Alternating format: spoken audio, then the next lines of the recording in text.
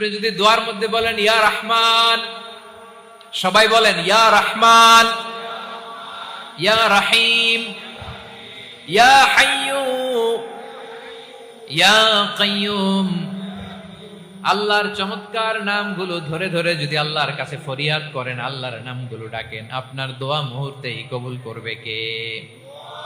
বিষ্ণু ঈসা ইসলাম এভাবে আল্লাহর নামগুলো ধরে ধরে জিকির করতেন, আল্লাহর নাম জপতেন। তিনি বলতেন আসআলুকা বিকুল্লি ইসমিন হুয়া লাক, আল্লাহ তোমার যত নাম আছে সব নামের ওসিলায় তোমার কাছে ফরিয়াদ করি, সব নামের ওসিলায়। আনজালতাহু ফি কিতাবিক, যে নাম তুমি তোমার কিতাবে নাজিল করেছো। আও আল্লামতাহু আহাদাম মিন খালকিক, অথবা তোমার কোন সৃষ্টিকে তোমার নাম তুমি জানিয়েছো। আও ইস্তাসারতা বিহি ফি ইলমিল গায়বি ইনদাক, অথবা গায়েবের জ্ঞানে তুমি তোমার নিজের জন্য ওই নামগুলো সংরক্ষিত রেখে দিয়েছো। সব নামের ওসিলায় তোমার কাছে চাই। সুবহানাল্লাহ পড়েন। তার মানে আল্লাহ তোমার যে নামগুলো ওসিলায়ও চাই, যে নামগুলো আমরা জানি না সেগুলোর ওসিলায়ও চাই। আল্লাহর সব নাম আল্লাহ আমাদেরকে জানায় নাই, কিছু নাম জানিয়েছেন, কিছু নাম তিনি জানান নাই। সুবহানাল্লাহ বলেন। আল্লাহ তাআলা তার কিছু নাম কোরআনে উল্লেখ করেছেন, কিছু নাম স্পেশাল কিছু নবীদেরকে জানিয়েছেন, আর কাউকে জানান নাই। কিছু নাম তিনি কিয়ামতের দিন আমাদের সামনে প্রকাশ করবেন যে এইটাও আমার একটা নাম, এটা তোমরা কেউ জানতা না। সুবহানাল্লাহ। সারপ্রাইজ হিসেবে আল্লাহ তাআলা রেখে দিয়েছেন, কেউ জানে না। কিয়ামতের দিন আল্লাহ তাআলা সেই নামগুলো জানাবেন।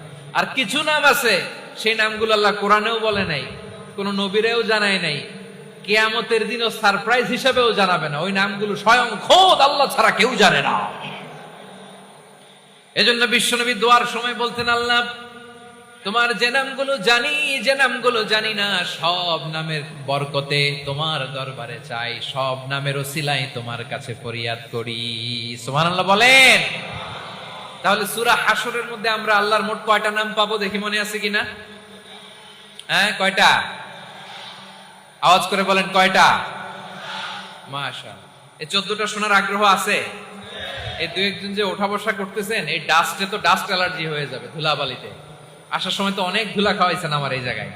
একটু শান্ত হয়ে বসেন, আমরা শান্ত হয়ে বসি, অল্প কিছু সময় কিছু কথা আলোকপাত করব, তারপর আমরা বিদায় নিব। উঠবো না, কেউ দাঁড়াবো না, উঠবো না। সেই গতকাল থেকে, গত রাত থেকে আমি দেখেছি তো আপনাদের কাণ্ড কারখানা, ভিডিওতে দেখেছি, কাঁথা বালিশ নিয়ে গত রাতে চলে আসছে।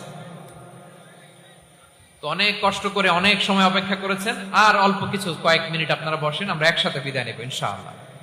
তাহলে প্রিয় বারুয়াখালীবাসী, বলেন তো সূরা হাশরের শেষ 3 আয়াতে আল্লাহর কয়টা নামে দেখা মিলবে? সবাই একসাথে আওয়াজ করে কয়টা?